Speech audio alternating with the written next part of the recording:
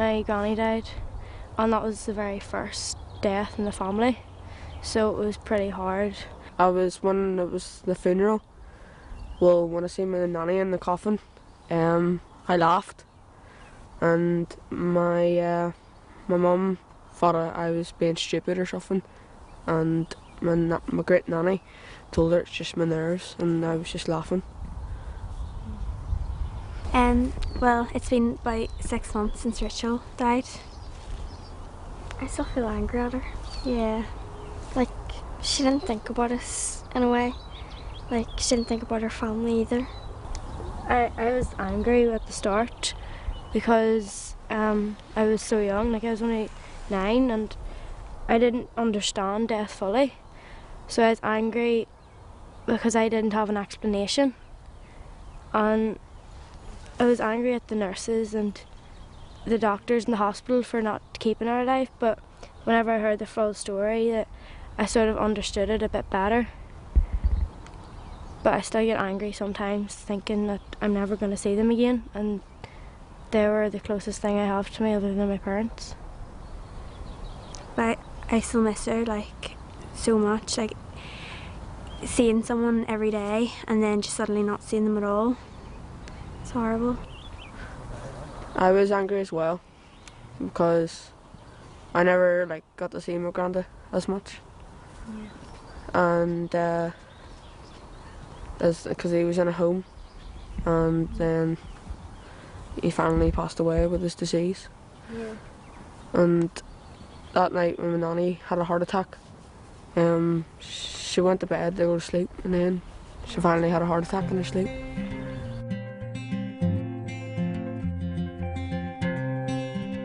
I was 13 when my big brother died. I have three older brothers, so he was the oldest, and he died by suicide. Yeah, I think suicide is different from other deaths because the person chose not to live anymore, and it's annoying because you don't know why.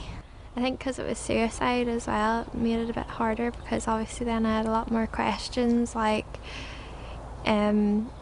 why did it happen and why does it have to happen to me, and you know what was wrong. And I think, I don't know about you, but I blamed myself a lot for it happening. You make up different reasons in your head why she wanted to die, and some are worse, thinking that you were a really bad friend, and like I should have known that she did something was up.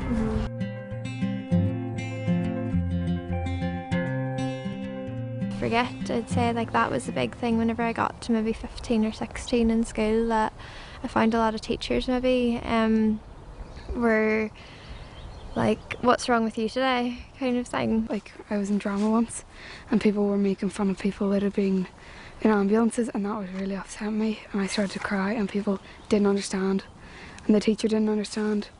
But the teacher was taking it from her point of view and what happened when she had a family member died in her family.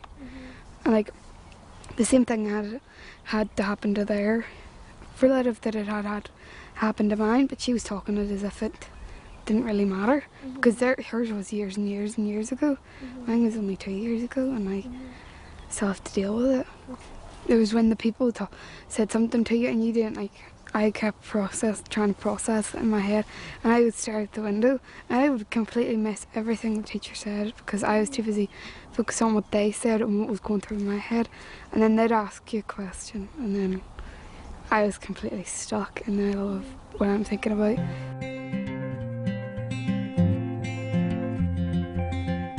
People around you when you've been bereaved will have no sort of concept of what you actually have been through.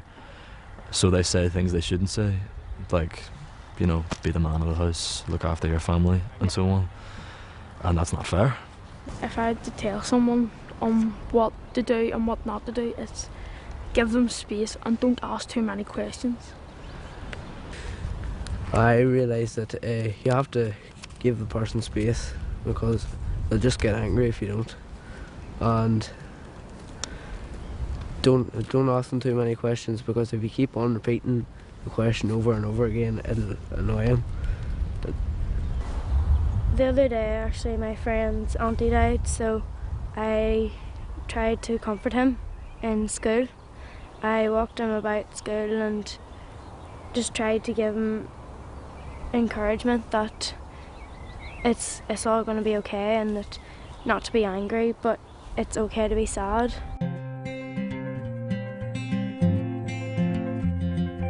You're a child, you know, two parents, you know, stable lifestyle and all that there, and then when you see any hint of that being taken away, any dissent, any changes such as a parent being taken away, you see the other parents starting to change, you see your family dynamics starting to change, you start noticing family feuds for the first time, you start noticing things that you'd never notice, and that changes your outlook on life. From so young, it's almost like making you grow up fast. Yeah. No one's doing these things on purpose, but it's almost like, oh, I can't put words to it. So, how did you discover Cruse? Was talking about it, and like she thought I needed counselling because of the way I was acting towards everything, because everything was hurting me at this time. Like no matter what, I would cry about it. It's difficult to understand, like when you're so young. I think whenever you're an adult and you're much older, it's sort of different. Like whenever I was 15, my granddad died and I was very close to him, but I think it was nearly easier because I had all the emotions. Like I think whenever you're like 11, 12, 13, you think you're really grown up and that you understand things, but I think when you get a bit older you realise actually I was really young then and I went through a lot. My mum helps out at Cruse, and she said it was a really good like opportunity to try and help like what we've been through. I was never like, I never understood what it properly was. So whenever my granny died, my mummy had got counselling through the hospital, through the NHS hospice, and then they asked me did I want it. I went to Cruse and it was like okay, because it was good fun and I got to do stuff and make stuff, and at the end of the sessions I always got like a packet of sweets or something, which I really liked. And then when I went home, my mum asked me the question, like what happened, and I didn't tell her because it was between me and the counselling teacher.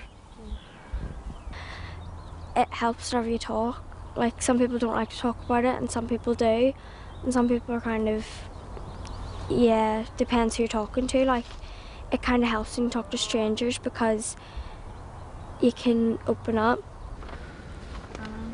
Because the fella I work with, Peter, he actually really helped me get through everything. He was going through absolutely everything. We made memory jars and there was just a whole pile of stuff we made, and it helped me just grieve through. It just helped me grieve. There's plenty of help out there. I hope a lot more people would know that.